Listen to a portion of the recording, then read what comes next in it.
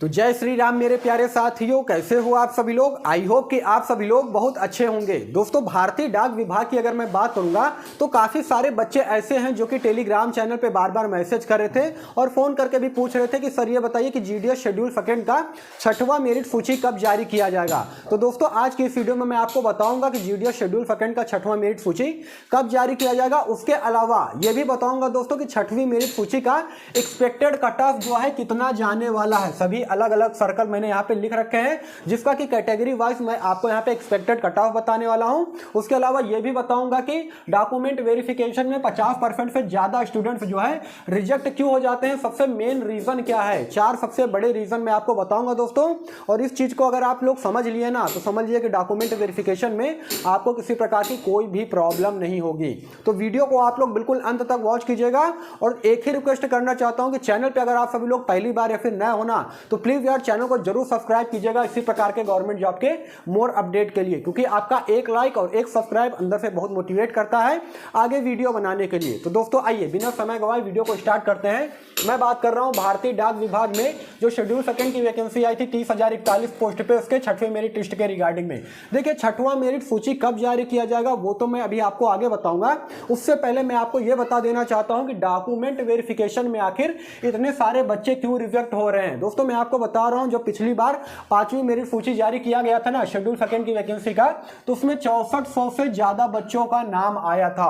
और इस बार फिर 6वीं मेरिट सूची में अप्रॉक्स मैं आपको बता रहा हूं कि 5000 से ज्यादा बच्चों का नाम देखने को मिलेगा। काफी सारे बच्चे डॉक्यूमेंट वेरिफिकेशन में इस वजह से रिजेक्ट हो जाते हैं दोस्तों, क्योंकि वो ये 4 गलतियां करते हैं। सबसे नंबर 1 की अगर मैं बात करूंगा तो कास्ट सर्टिफिकेट ना होना। काफी सारे बच्चे ऐसे हैं दोस्तों जिनके पास कास्ट सर्टिफिकेट नहीं है, और अगर कास्ट सर्टिफिकेट है ना तो स्टेट लेवल का कास्ट सर्टिफिकेट है।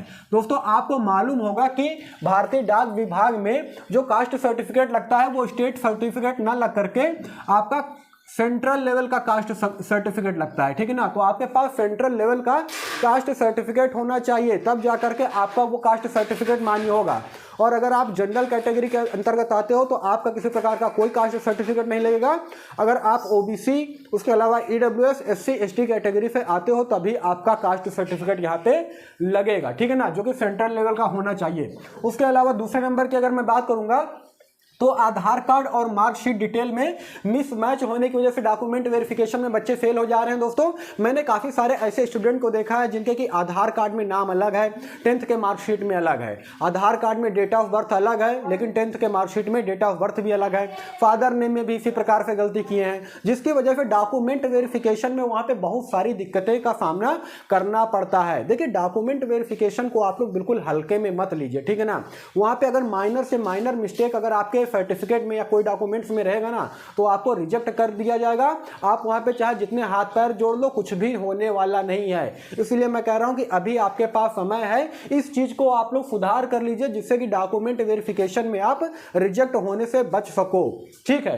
तीसरा सबसे बड़ा रीजन यह है कि डिजी लॉकर में डॉक्यूमेंट वेरीफाई ना हो पाना। काफी सारे बच्चे ऐसे हैं, जब सेकंड डॉक्यूमेंट वेरिफिकेशन होता है ना भारतीय डाक विभाग में, आपको मालूम है कि टोटल 2 डॉक्यूमेंट वेरिफिकेशन होते हैं, ठीक है ना। जब सेकंड डॉक्यूमेंट वेरिफिकेशन होता है दोस्तों तो डिजी लॉकर के माध्यम से होता है। अब काफी सारे बच्चे डिजी लॉकर का नाम ही नहीं जानते होंगे कि क्या होगा। दोस्तों डिजी लॉकर के माध्यम से आपके जो डॉक्यूमेंट्स है ना उसको वेरीफाई किया जाता है कि आपका जो डॉक्यूमेंट्स है वो रियल है कि नहीं, मतलब कि कोई फेक डॉक्यूमेंट्स तो नहीं है। क्योंकि काफी सारे बच्चे ऐसे होते हैं जो कि फेक डॉक्यूमेंट्स बना करके चले आते हैं और उनका जो है डॉक्यूमेंट वेरीफाई हो जाता है, ठीक है ना। लेकिन डिजी लॉकर एक ऐसा ऐप है दोस्तों, इसके माध्यम से आपके सारे दस्तावेज को जो है वेरीफाई किया जाता है, ठीक है ना, प्रूव किया जाता है दोस्तों कि सही है कि नहीं किया है।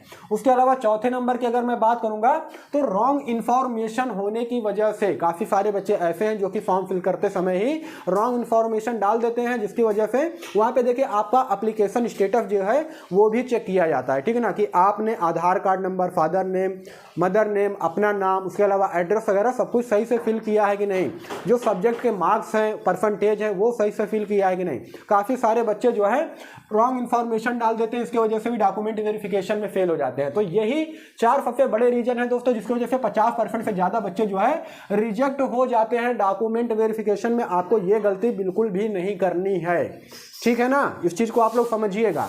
आइए अब आगे बढ़ते हैं। मैं आपको बता देना चाहता हूं कि 6वीं मेरिट सूची कब जारी किया जाएगा। तो दोस्तों देखिए, इस वक्त क्या चल रहा है कि शेड्यूल सेकंड का 5वीं मेरिट लिस्ट का फर्स्ट डॉक्यूमेंट वेरिफिकेशन का प्रोसेस चल रहा है, ठीक है ना। देखिए ये प्रोसेस जो है 18 दिसंबर 2023 तक लास्ट डेट था, जो कि अब निकल चुका है दोस्तों।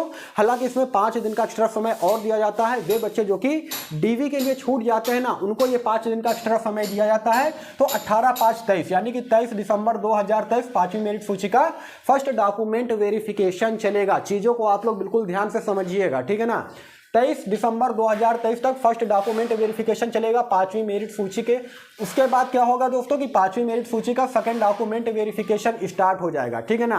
होता क्या है जनरली दोस्तों कि जैसे कि फर्स्ट डॉक्यूमेंट वेरिफिकेशन का जो लास्ट डेट होता है यानी कि 23 दिसंबर के 10 दिन के बाद ये सेकंड डॉक्यूमेंट वेरिफिकेशन का प्रोसेस स्टार्ट होता है। तो कुल मिला के कहने वाली बात यह है कि जनवरी के फर्स्ट वीक में आपको सेकंड डॉक्यूमेंट वेरिफिकेशन का इंटीमेशन या मैसेज जो है देखने को मिल जाएगा। उसी के बीच में होता क्या है कि ये जो इंटरनल प्रोसेस है अगली मेरिट सूची का वो पूरा कर लिया जाता है दोस्तों। तो कुल मिला के कहने वाली बात ये है ना कि जो आपका 6वां मेरिट सूची है वो आपको दोस्तों इस महीने के अंत में यानी कि दिसंबर के अंत में 30 या 31 दिसंबर को देखने को मिल जाएगा। मैक्सिमम चांस है दोस्तों कि 30 या 31 तारीख को आपका ये 6वीं मेरिट सूची देखने को मिल जाएगा, ठीक है ना। अच्छा, अब बात आती है कि सर ये बताइए 6वीं मेरिट सूची तो जारी हो जाएगी, लेकिन अलग अलग सर्कल का जो है कट ऑफ कितना जाएगा, ये चीज जानना आपके लिए बेहद जरूरी है दोस्तों। मैंने यहाँ पे देखिए 6वीं मेरिट सूची का एक्सपेक्टेड कट ऑफ लिख रखा है अलग अलग सर्कल का, ठीक है ना, जो कि मैं आपको बताने वाला हूं दोस्तों। देखिए हो सकता है कि वीडियो थोड़ा सा लंबा हो जाए, लेकिन वीडियो को आप लोग बिल्कुल अंत तक वॉच कीजिएगा, ठीक है। इससे आपको एक आइडिया लगेगा कि कट ऑफ जो है 6वीं मेरिट सूची का कितना जाएगा। और ये कट ऑफ मैं आपको बिल्कुल ऐसे हवा में नहीं बता रहा हूँ। ये जो टोटल 5 मेरिट सूची जारी हुई है ना, उसका मैं काफी एनालिसिस करने के बाद में ये 6वां मेरिट सूची का एक्सपेक्टेड कट ऑफ बता रहा हूं, ठीक है ना, जो कि पूरी तरीके से ऑथेंटिक है।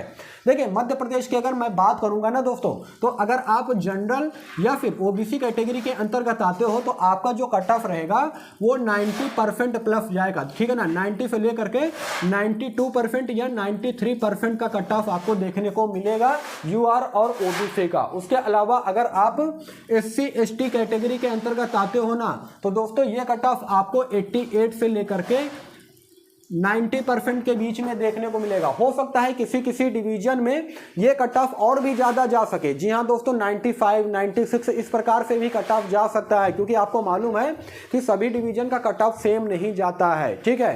तो कोई कोई डिवीजन है जहां का कट ऑफ इतना जाएगा, लेकिन कुछ ऐसे डिवीजन है जहां पे आपको कट ऑफ जो है 95, 96% देखने को मिल सकता है। उसके अलावा राजस्थान की अगर मैं बात करूंगा दोस्तों, तो यहाँ पे अगर आप जनरल या फिर ओबीसी कैटेगरी के अंतर्गत आते हो तो 92 से 94% के बीच में आपका कट ऑफ देखने को मिलेगा।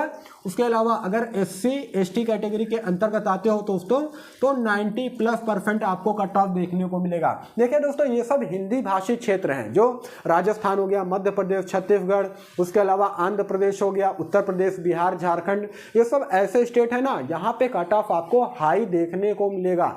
मतलब 90% से कम कट ऑफ तो आपको देखने को ही नहीं मिलेगा, आप चाहे जिस भी कैटेगरी के अंतर्गत में आते हो, क्योंकि 5वां मेरिट सूची आपने देखा है कट ऑफ किस कदर गया है दोस्तों, कितना ज्यादा हाई गया है। मैं आपको ये झूठी तसल्ली नहीं दूंगा कि 60% में आपका सिलेक्शन हो जाएगा, 65% में आपका सिलेक्शन हो जाएगा। देखिए जो चीज रियल नहीं है दोस्तों वो चीज मैं आपको नहीं बताऊंगा, ठीक है ना। झूठी चीजें मैं आपको यहां नहीं बताने आया हूं, जो ऑथेंटिक जानकारी है वही मैं आपको बताऊंगा। लेकिन मैं मानता हूं काफी सारे बच्चे ऐसे हैं जिनके कम परसेंटेज है, उनको काफी तकलीफ होती है कि सर इतना ज्यादा हाई परसेंटेज जा रहा है तो हम कम परसेंट वालों के लिए क्या होगा। तो दोस्तों उसके लिए भी मैं आपको वीडियो में आगे बताऊंगा। देखिए मेरी पूरी सिंपैथी आपके साथ है, मैं समझता हूं कि आपको भी भारतीय डाक विभाग में नौकरी करने का पूरा हक है दोस्तों, लेकिन चूंकि यहाँ पे कट ऑफ हाई जाता है तो उसमें वो चीज आपके हाथ में नहीं है ना। कट ऑफ अगर आपके परसेंटेज ज्यादा रहेंगे हाई स्कूल के मार्क्स में, तभी आपका नाम जो है यहाँ पे मेरिट सूची में आएगा, ठीक है। आगे छत्तीसगढ़ की अगर मैं बात करूंगा तो छत्तीसगढ़ और राजस्थान का कट ऑफ हाई रहेगा दोस्तों। जनरल और ओबीसी कैटेगरी की मैं बात करूंगा ना तो 93 से लेकर के 95% के बीच में आपको कट ऑफ देखने को मिलेगा। कोई डिवीजन है जहां पर आपको 96 या 97% भी कट ऑफ आपको देखने को मिल जाए, ठीक है ना। यहाँ पे शायद आपको नहीं दिख रहा होगा दोस्तों, तो मैं यहाँ पे लिख दे रहा हूँ, कोई डिवीजन है जहाँ पे 96 या 97% का भी कट ऑफ देखने को मिल जाएगा। उसके अलावा अगर SC ST की मैं बात करूंगा तो 90% प्लस यहाँ का भी कट ऑफ आपका जाएगा।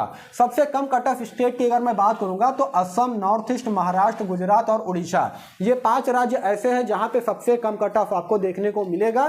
कुल मिला के कहने वाली बात यह है कि अगर आप यहां से, अगर आपका कैटेगरी जनरल यानी कि UR और OBC के अंतर्गत अगर आप आते हो ना, और आपके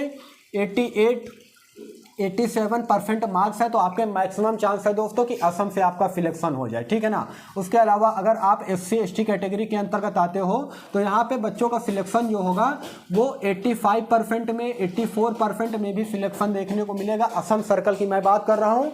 उसके अलावा नॉर्थ ईस्ट का भी यही रहने वाला है दोस्तों। महाराष्ट्र की मैं बात करूँगा तो लगभग सिमिलर होगा, यही होने वाला है। गुजरात की मैं बात करूँगा तो यहाँ पे जनरल और OBC कैटेगरी का 90% के आसपास समथिंग कट ऑफ देखने को मिलेगा। और SC ST की मैं बात करूंगा तो 87-88% में यहाँ पे बच्चों का सिलेक्शन होगा इस 6वीं मेरिट सूची में, ठीक है ना। उसके अलावा अगर उड़ीसा की मैं बात करूंगा तो यहाँ पे भी कट ऑफ आपको काफ़ी कम देखने को मिलेगा। देखिए, मैं सभी राज्यों का अगर एक्सपेक्टेड कट ऑफ यहाँ बताने लगा ना दोस्तों तो वीडियो काफ़ी लंबा हो जाएगा, ठीक है ना। तो इससे एक आपको आइडिया तो जरूर लग गया होगा कि हाँ 6वीं मेरिट सूची का एक्सपेक्टेड कट ऑफ जो है कितना जाएगा। हिमाचल प्रदेश का कट ऑफ ज़्यादा देखने को मिलेगा दोस्तों। और देखिए, सबसे कम कट ऑफ की अगर मैं बात करूंगा ना तो PH हैंडीकैप जो हैं, जो कि विकलांग है दोस्तों, उनका कट ऑफ काफी कम देखने को मिलेगा। उनका अगर 70% मार्क्स है ना तो दोस्तों उसका जो है PH हैंडीकैप वालों का नाम आने का मैक्सिमम चांस है, ठीक है। उसके अलावा अगर झारखंड, बिहार, उत्तराखंड, आंध्र प्रदेश, हरियाणा और पंजाब का तो आपको मालूम है 99 और 100% का कट ऑफ जाता है। इस बार भी आपको उतना ही देखने को मिलेगा। और बाकी ये 4 जो सर्कल हैं जिसमें कि झारखंड, बिहार, उत्तराखंड और आंध्र प्रदेश आता है, यहाँ का भी कट ऑफ आपको काफी हाई देखने को मिलेगा। आंध्र प्रदेश की अगर मैं बात करूंगा ना तो 96-97% का कट ऑफ आपको देखने को मिलेगा जनरल और OBC कैटेगरी का। उसके अलावा अगर आप SC ST के अंतर्गत आते हो तो 90 या 92% प्लस ही कट ऑफ आपको देखने को मिलेगा। दोस्तों, ये सब हिंदी भाषी क्षेत्र है, इस वजह से यहाँ का कट ऑफ आपको ज्यादा ही देखने को मिलेगा।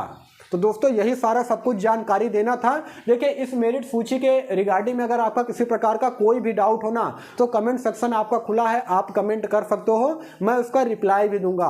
और एक बात मैं आपसे और कहना चाहता हूं कि यार कोई और वैकेंसीज के बारे में जब मैं कोई डिटेल्स देता हूं या कोई वीडियो अपलोड करता हूं ना तो उसे भी आप लोग देखा कीजिए, क्योंकि आपको मालूम है GDS में कट ऑफ कितना जाता है। केवल इसके भरोसे मत बैठो यार। और भी देखिए, इस वक्त जो है CBI यानी कि सेंट्रल बैंक ऑफ इंडिया में जो है वैकेंसीज आई हैं। अगर आप 10वीं पास है तो ऑल इंडिया के मेल और फीमेल कैंडिडेट अप्लाई कर सकते हैं।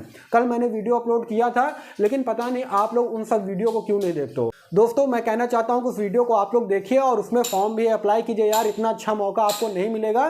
केवल GDS के पीछे इतना मत पागल रहिए, और भी वैकेंसियाँ आती हैं उसमें भी आप लोग अप्लाई कीजिए, यही मैं कहना चाहूँगा दोस्तों। बाकी फिर मिलेंगे किसी नेक्स्ट वीडियो में, तब तक के लिए धन्यवाद।